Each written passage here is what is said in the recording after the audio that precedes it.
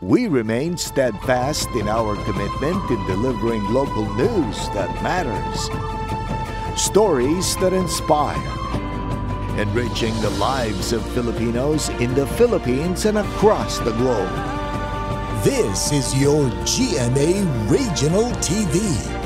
Buong puso para sa Pilipino. Narito na ang mga pinakamalalaking balita ngayong Miyerkules. Lalaking patawid sa kalsada sa Padre Garcia, Batangas, nasalpok ng motorsiklo, patay. Ilang culled na manok mula sa ilang poultry farm sa San Jose, Batangas, ibinebenta sa mas mababang halaga. Ilang tindera at may-ari ng karinderya sa Lipas City sumailalim sa fire safety training ngayong Fire Prevention Month. At matakam sa fruity halo-halo sa Batangas City na sinangkapan ng espesyal na yelo.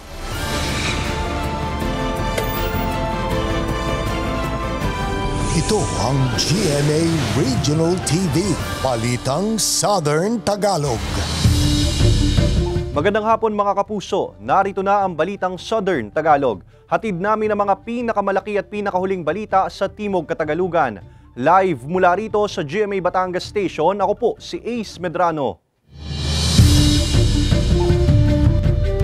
Patay ang 61 anyos na lalaking patawid sa kalsada matapos masalpok ng motorsiklo sa Padre Garcia, Batangas. Tutukan yan sa report ni Hazel Alviar. Sa kuha ng CCTV camera, makikita ang isang lalaki na palabas sa isang subdibisyon sa bahagi ng National Road sa Barangay Banaba, Padre Garcia, Batangas. Papatawid na sana ang 61 anyos na lalaki para bumili sa tindahan sa kabilang linya ng kalsada nang biglang dumating ang isang motorsiklo at nasalpok ang biktima. Sa lakas ng impact, tumilapon pa ang biktima at ang rider ng motorsiklo. Habang dinadrive niya yung minamaneho ang kanyang motorcycle papuntang town proper ng Padre Garcia, ay ayon sa kanya na biglang tumawid itong si at patakbong patawid na inabot niya sa may medyo gitna, inner na lane ng kalsada.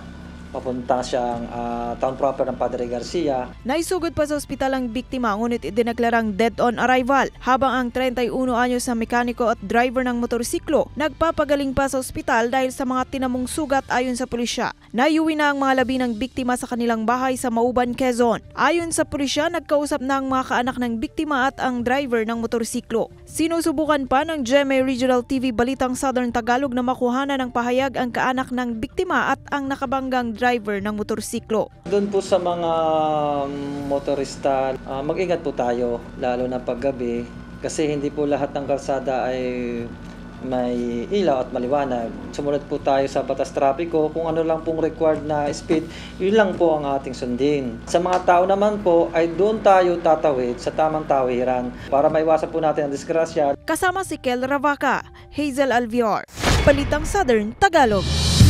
Inirereklamo ng ilang residente ang mga hindi gumaganang elevator sa overpass na ginawa para sa senior citizens at PWD sa Lipas City. Alamin yan sa report ni Denise Abante. 54 na taong gulang na si Aling Mila at aminado siyang sa kanyang edad ay hindi nakakayanin pang umakyat sa ilang hakbang ng hagdan sa overpass sa bahaging ito ng Ayala Highway sa Barangay Poblacion sa Lipas City para makatawid sa kabilang bahagi ng kalsada. Laking ginhawa raw sana para sa kagaya niyang hirap sa paglalakad ang elevator sa overpass. Pero ang problema, matagal na raw itong hindi nagagamit. Mahirap po ma'am kasi ng mga sasakyan, tsaka po may mga masasakit ang paa. Mahirap pong tumawid. Parang mas maganda, ma-open na ho para madali ang pagtawid namin, palit-balikan. Sabi ng alkalde sa lungsod, 2014 pa raw nang ipagawa ng Department of Public Works and Highways o DPWH Batangas District 4 ang naturang overpass na may elevator. Solusyon daw sana ito sa mga nahihirapang umakyat sa overpass, gaya na lamang ni Aling Mila, senior citizens, PWDs, maging ang mga estudyante. Actually, project yan ng DPWH na natapos yan noong 2014 pa. After matapos ng 2014, hindi naman niya gumana kahit isang beses. Sa tunay lang. Dinatnan ko yan after 7 years na hindi nagana, tinry kong paganahin noong 2021. So, nung napagana namin noong 2021, after 3 days, nasira ulit. Then pinaayos ulit namin, after 2 days sira ulit. Paliwanag naman dito ng DPWH Batangas 4th District, nagkaroon ng problema noon dahil may mga nawalang parte ng elevator. Yung mga PG card po, relay, mga parang processor po siya kasi nasa mismong po siya pedestrian overpass. So open siya doon sa mga dumadaan doon sa overpass natin. So minsan siguro may mga lumilikot doon, pero that day of turnover and they accepted the project, operational po yung ating elevator. Pero ang tanong ng karamihan, bakit nga ba matapos ang ilang taon ay tila hindi ito mapakinabangan? Daing din ito ng 59 anyos na si Mang Joey. Nakakapagod din umakyat pababa dito kasi akala ko nga magagamit ko yan simula nung ginawa, pero hindi naman simulat sa pool. Hindi ko nakitang umandar yan. Bagamat una nang sinabi ng alkalde ng Lipa na nakailang paayos na sila sa naturang elevator, tingin niya May depekto ang elevator. Itong ginawa ng DPWH, hindi ko alam kung baka sa sobrang tagal na hindi nila napagana or since day one hindi na talaga nila may problema na talaga. So, tinigil ko na. Kasi ang payo sa akin ng aming city engineer ay gagastos lang kami ng gagastos sa repair, pero masisira lang din at masisira. Ayon naman sa DPWH, wala raw silang natatanggap na report mula sa LGU. Pero paglilinaw nila, na-turn over nila ng maayos noon ang proyekto. As per assessment, siguro doon makikita ko ano talagang problema. Anyway, ma'am, sa lahat naman siguro ng ating proyekto, if no maintenance po sa ganyan or low ang maintenance operations natin, hindi lagi pong magkakaroon ng problema. Ayon sa alkalde, makikipag-usap siya sa pamunuan ng DPWH Batangas District 4 na siyang gumawa ng proyekto para matugunan ang hinaing ng mga residente. Kasama si J. Armanhares, Denise Abante, Balitang Southern, Tagalog. Isinasagawa ng ilang maintenance works sa Batangas Port bilang paghahanda sa dagsa ng mga pasahero sa Semana Santa. Samantala, regular din umanong ginagawa ng pamunuan ng pantala ng pest control kontra surot. Alamin yan sa report ni Paul Hernandez. Mabibilang ang mga pumapasok na pasahero sa Batangas Port ngayong araw at habang hindi pa buhos ang mga magsisipagtawid dagat, tuloy sa refurbishment, maintenance at repair ang mga tauhan sa loob ng terminal building. Bahagi raw ito ng paghahanda ng pier para sa mga magbabakasyon pagpasok ng Holy Week. Ayon sa PPA Batangas, madaragdagan ang seating capacity sa passenger terminal building. Medyo magbabago lang ang Batangas Port ngayon, mas maluwang ngayon. Yung capacity ng passenger terminal building madadagdagan from 3,000 to 5,000. So malaking bagay yon para sa mga nakapila sa labas. Isang linggo bago raw ang Kwaresma, magagamit na ang karagdagang upuan sa loob ng terminal. Napag-uusapan na rin lang ang upuan kung saan issue ang mga surot na nakita sa terminal ng NAIA. Tiniyak ng Batangas Port ang kalinisan sa kanilang terminal building. Kasama raw sa housekeeping activity sa pier ang pest control. Meron tayo, monthly yan, pest control. Ayon naman sa ilang shipping lines, handa na rin sila sa dagsa ng mga pasahero. Magdaragdag daw sila ng barko kung kinakailangan. Kompleto yung barko, yung mga 4 na barko. Tukalapan. Pag peak season, dagdag yun. Mga 2 barko pa dagdag doon. Para siguradong masiguro na may masasakay sila. Hindi pa rin nagbabago ang pagbabawal sa pagdadala ng mga patalim at flammable material sa pantalan. Kasama si Buhay Adante Jr., Paul Hernandez, Balitang Southern Tagalog.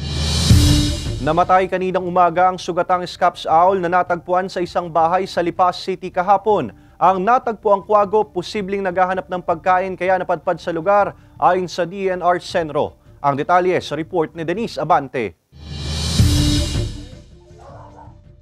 Pasado alas 8 raw ng gabi noong Lunes nang makita ng residenteng si Monching sa labas ng kanilang banyo sa Lipa City ang isang kwago. Namumula umano ang kanang mata nito at sinubukan pa raw niyang hulihin pero lumipad at nakarating sa bahay ng kanyang ina, hindi kalayuan mula sa kanyang bahay. Napansin din daw ni Monchito na tila nang hihina ang naturang kwago at nang mahuli niya ito ay pansamantalang inilagay sa isang basket. Ipinakita niya ito sa kanyang mga anak at ipinost sa social media para raw humingi ng tulong. Pero kaninang umaga, tuluyan ang namatay ang kwago.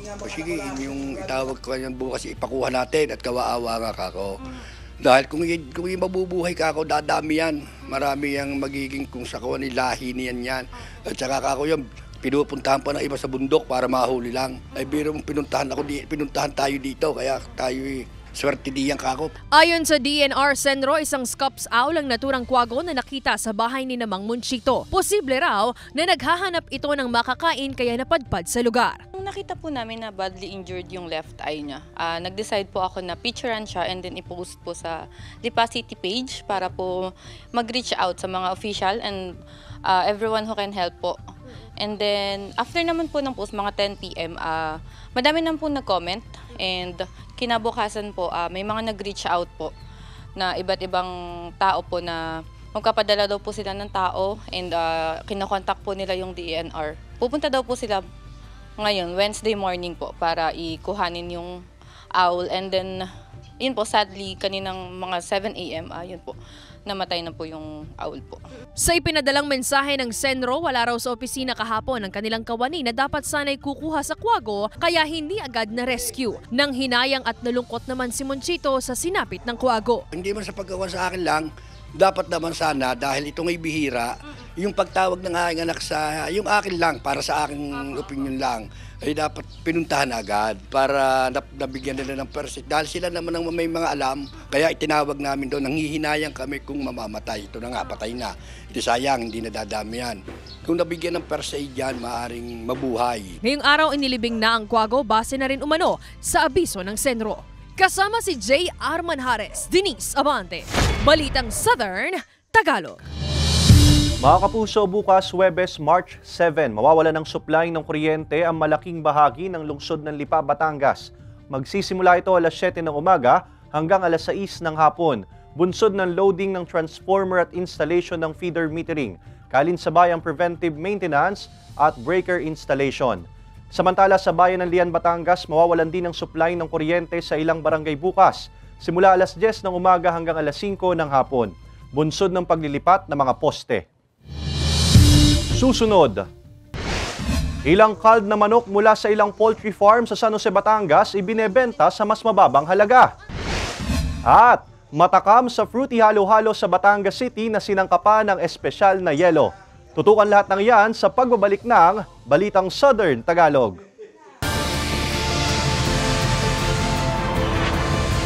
Ito ang GMA Regional TV, Balitang Southern Tagalog.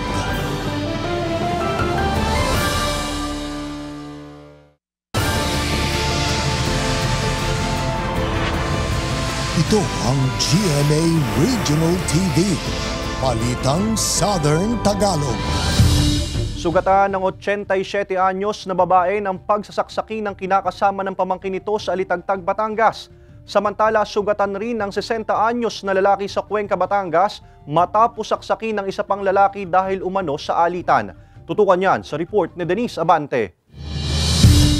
Nakaupo lang daw sa kanyang higaan ang 87 anyos na babae na residente ng Alitagtag, Batangas pasado alas 5 ng hapon noong Sabado nang bigla umanong pagsasaksaki ng 28 anyos na kinakasama ng pamangkin nito. Sa investigasyon ng pulisya, personal na dumulog sa himpilan ng Alitagtag PNP ang pamangkin ng biktima at inireport ang insidente. Ito pong ating suspect naman ay mentally challenged. Meron pang history siya ng lucid interval, yung nawawala sa sarili.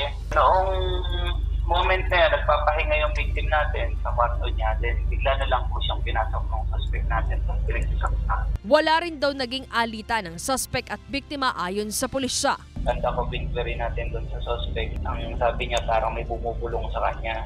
Typical na situation ng isang mentally challenged na tao. Naisugod sa ospital ang biktima matapos makita ng pamangkin na duguan ang kanyang tiyahin. Ang suspect nahuli rin ng pulisya sa mismong bahay ng mga ito sa barangay Dalipit West. Sa ngayon, nasa kustodiya pa ng Alitagtag PNP ang suspect, ngunit ayon sa pulisya, hindi na raw itutuloy ng pamilya ang pagsasampa ng reklamo laban sa suspect. Sinisika pa ng GMA Regional TV, Balitang Southern Tagalog, na makuhanan ng pahayag ang pamilya ng biktima at ang suspect.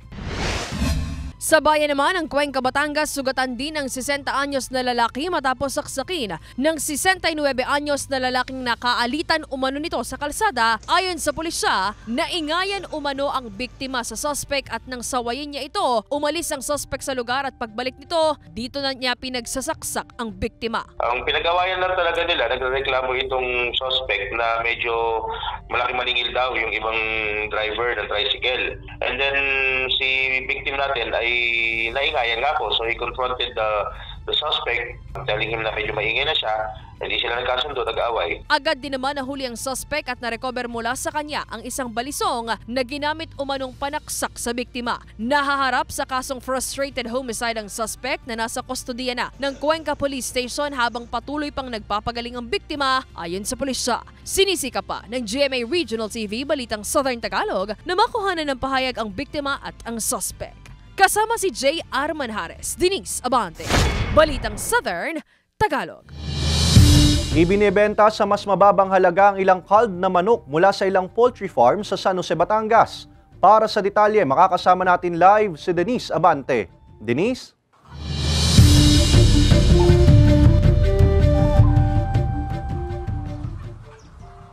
Ace, dahil sa mababang presuhan ngayon ng itlog, paghahanda na raw ang culling o pagbebenta ng mga matatandang manok para sa inaasahang pagtaas sa presyo ng itlog sa buwan ng Abril, kung saan mas magiging maganda rin daw ang kalidad nito. Ibinibenta na ng ilang poultry farm owner sa San Jose, Batangas ang kanilang culled chicken. Ito ang mga manok na matatanda na at hindi na kayang makapangitlog pa dahil apektado ng mainit na panahon. Ayon sa municipal agriculturist, paraan daw ito ng ilang farm owners upang makabawi sa mga nagastos. Aside from low production na rin siya, and then mababa din yung presyo ng itlog. So yun yung go signal na ng mga may-ari ng farm to let it go na palitan na sila. Ang production rate niya is bababa na ng 85%. Mabenta ngayon ang cull at medyo mahal siya compared sa itlog na medyo mababa yung presyo natin dahil sa oversupply. Sa isang poultry farm na ito sa San Jose, Batangas, nasa 20,000 na ang naibentang culled chicken pagpasok pa lamang ng buwan ng Enero. Lalo pag matatanda ng manok, medyo mahina ng yung umitlog, numinipis ng ang shell ng itlog. Isa pa po ay ang production ay ang baba, kaya medyo natatalo na rin sa patuka. Kaya kahit paano nakakabawi ng kunti para sa susunod na naman na pamumuhunan. Hindi rin naman daw nalulugi ang manukan sa pagbebenta ng matatandang manok dahil kaagad itong may kapalit, gaya ng mga sisiw na itong mula pa raw sa Tarlac. Isang buwan ang hihintayin para sa tinatawag na brooding. Paghahanda ito para mailipat na sa growing house kung saan 3 buwan pa ulit ang hihintayin bago ilagay ang manok sa layers para makapangitlog. Sa ngayon, matinding pag-aalaga at pagtitiyak ng kalusugan na lang daw muna sa mga manok ang kanilang pinakatututukan upang makaiwas sa heat stroke. Sa ngayon ay nagbibigay kami ng supplement ng vitamins plus electrolytes kahit paano yung manok ay mabibigyan din na lakas para kahit paano makakabawi pa rin. Hindi basta-basta babagsak ang production. Ace, payo ng municipal agriculturist sa ilang poultry farm owners na mag-cull na lang muna habang mababa pa ang presuhan ng itlog para kahit papaano naman daw ay makabawi sa overhead cost ng mga manukan. Live mula rito sa San Jose, Batangas, balik sa iyo, Ace. Maraming salamat, Denise Abante. Ipinasilip ng mga bida ng Encantadia Chronicles Sangre ang kanilang bonding moment. Samantala, nag-react si Valine Montenegro sa mga hate comments sa kanyang karakter sa Love, Die, Repeat. Narito ang report ni Hazel Alviar. Hindi lang magkatrabaho kundi nabuo na rin ang pagkakaibigan sa pagitan ng mga sangre ng Encantadia Chronicles Sangre dahil sa kanilang pagbabanding. Nagiging mas malapit sina Bianca Umali, Kelvin Miranda, Faith Da Silva at Angel Guardian sa isa't isa. Hindi syempre mawawala ang kainan na tila isa sa kanilang paboritong get-together. Dahil sa kanyang husay sa pagganap bilang Chloe sa Love, Die, Repeat, ilang hate comments mula sa manonood ang natanggap ni Valine Montenegro sa kanyang karakter. Game naman niya itong binasa at nagbigay rin siya ng kanyang mga komento. Katol, may asawa, kumabit pa. Yun ba yung pampatay ng lamok? Gigil na ako kay Chloe, masyado na siyang makate. Baka may lahing higad si Chloe. Hirit ni Valine. Huwag niyong kalimutan, actingan lang to pag nakita niyo ako in person. Samantala, mas lalong kaiinisan at hindi matanggap ni Angela ang malalamang balita tungkol kay Chloe. Totoo nga kayang buntis siya? Ang mga eksenang yan tutukan sa Love Die Repeat pagkatapos ng Black Rider. Hazel Alvior, Balitang Southern Tagalog. Dalawang volcanic tremors na tumagal ng 5 hanggang 7 minuto ang naitala ng PHIVOLCS base sa kanilang 24 oras na monitoring sa Bulkang Taal. Sa pinakahuling datos na inilabas ng ahensya, mas bumaba pa sa mahigit 9,800 na tonelada ng asupre o sulfur dioxide ang volume na ibinuga ng Bulkang Taal.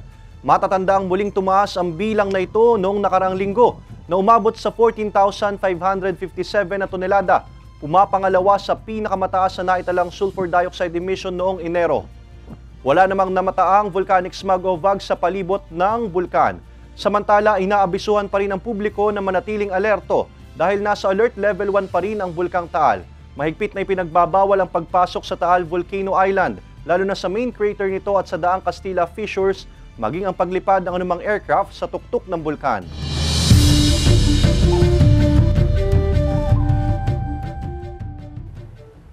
Mga kapuso, itong inyong GMA Regional TV interview sa Balitang Southern Tagalog. Ngayong hapon makakasama natin dito sa studio si Dr. Jimmy Panganiban, ang Schools Division Superintendent ng DepEd Batangas City para pag-usapan ng revised end of school year na nakapaloob sa DepEd Order No. 3 Series of 2024. Magandang hapon po Sir Jimmy and welcome to the program. Magandang hapon kasamang Ace at sa ating tagapakinig.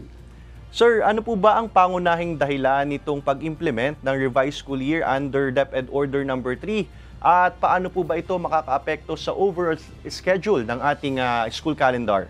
Unang-una, nagkaroon po tayo ng revision dyan dahil siyempre may angkop po natin sa pangailangan ng mga bata. Noong nakaraang taon, nagkaroon tayo ng problema, yung summer, na nakaapekto sa ating mga mag-aaral. Kaya ngayon po, unti-unti nating ibinabalik doon sa dating schedule ng opening ng school year. At siyempre nakakaapekto po ito dahil sa required competencies na dapat matapos sa loob ng buong school year. Nabanggit nyo na rin po ito, sir, no, yung usapin ng mga dapat matapos. Sa tingin nyo po ba matatapos naman po yung mga nasa lesson plan dito po sa gagawing revised school calendar? Since advance po ang preparation po natin, nagkaroon na po tayo ng adjustment at na-compress na po ang lahat ng learning competencies para matapos kada grading period. Yung para sa third grading at saka sa fourth quarter po natin. May mga initiatives po ba o programa ang kagawaran o ang DepEd para po sa mga mag-aaral at guro na maapektuhan po nitong transition period? Sa ngayon po, hindi naman masyadong malaki magiging epekto nito dahil tayo merong ginagamit na MELC, yung minimum learning competencies na ginamit po natin nung panahon ng pandemic. Yun pong pare-pareho ng mga objectives, yan po ay kinompress po natin para sigurado na matatapos ang lahat na competencies intended for each quarter. Sir, ano po ang mga ginagawang hakbang ng DepEd para masiguro na mapapanatili po yung kalidad ng edukasyon, bagaman meron ngang ganitong implementation? Tayo po hindi nagkukulang sa lahat na training na pinoprovide sa ating teachers at ganoon din po yung technical assistance being provided by our district supervisors at lahat po ng officials ng DepEd Batangas City. Sir, paano naman po maapektuhan itong revised school calendar ang pagsasagawa ng national assessments at periodical tests? Sa ngayon po, hindi naman makakapekto since nakalagay na po dyan kung kailan yung ating third quarter examination at fourth quarter, na-adjust na po natin lahat ng lessons na dapat matapos sa kada quarter. Kaya sigurado po na makakapag-conduct po tayo ng assessment do sa tamang date na nakalagay po dyan sa DepEd Order No. 3. Sir, ito ay assumption ko lang po, no? Dahil magkakaroon ng adjustment or revision, may mga days po ba na mawawala dun sa total number of school days and school break? Automatic po mayroong mawawala na number of days, pero ang hindi po mawawala, siyempre, yung competencies na ating dapat maibigay sa ating mga kabataan. At di ba po na-mention natin last time din dito sa Balitang Southern Tagalog sa isang interview po sa inyo na strict yung implementation ng break po para sa mga teachers. Kailangan magbakasyon sila ng isang buwan. Sa buong June, dapat po ma-enjoy ng teachers ang kanilang vacation para na naman sa kanilang family. Ang extracurricular activities po, lalo tigit yung checking ng forms, gagawin na po natin before the end of the school year. At ang iba po na hindi matatapos, gagawin po natin by July para masigurado po natin na makakapagpahinga ang ating teachers. Panghuli na po, Sir Jimmy, ano naman po ang inyong mensahe sa mga magulang na nag-aalala sa mga posibleng epekto po nitong revised school calendar sa kanilang mga anak sa mga mag-aaral? Sa lahat po ng ating mga magulang, wag po kayong mag-alala dahil sapat po ang preparation ng DepEd para dito na siguradong matutugunan natin ang pangangailangan ng ating mga kabataan at sigurado po ang lahat na competencies ay may tuturo sa inyong mga anak sa kada grading period. So wala pong mawawala sa ating mga anak. Ang mahalaga lang po, wag na po ninyong palilibanin ang ating mga anak upang sigurado po na matutunan nila ang competencies at maging prepared din para sa ating assessment. Maraming salamat po, Dr. Jimmy Panganiban, ang Schools Division Superintendent ng DepEd Batangas City.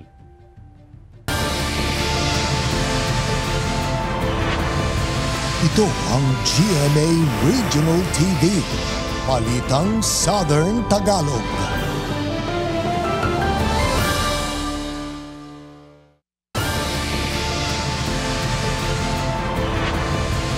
Ito ang GMA Regional TV, Balitang Southern Tagalog.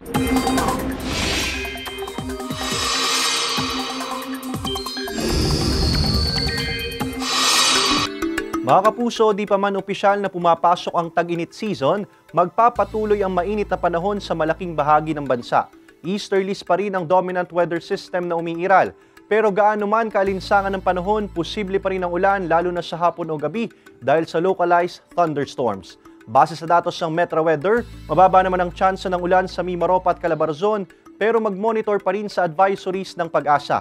Halos wala namang ulan sa natitirang bahagi ng bansa, maliban lang sa ilang lugar sa Mindanao.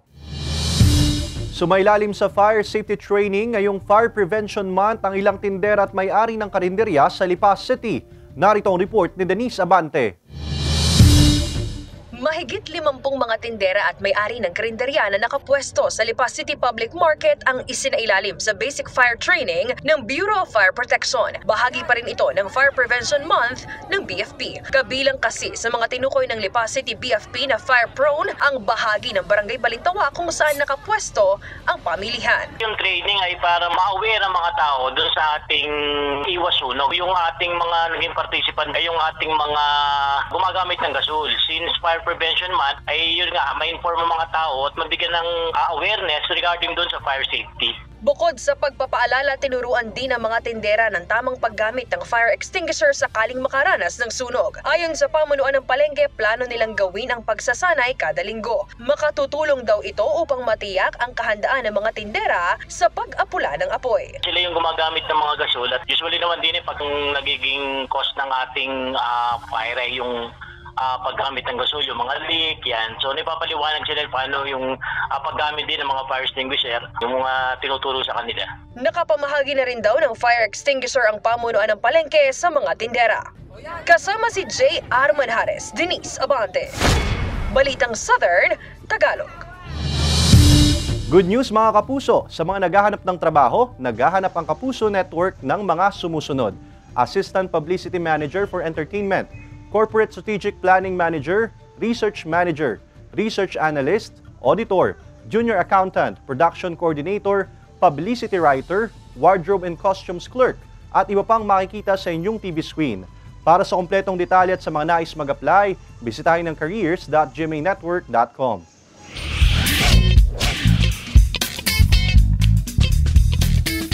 Ngayong mainit ang panahon, perfect way to beat the heat din ba ang hanap nyo? Bakit hindi subukan ng espesyal na fruity halo-halo sa Batangas City na nilahukan ng cornflakes at keso? Ating tikman yan sa report ni Paul Hernandez.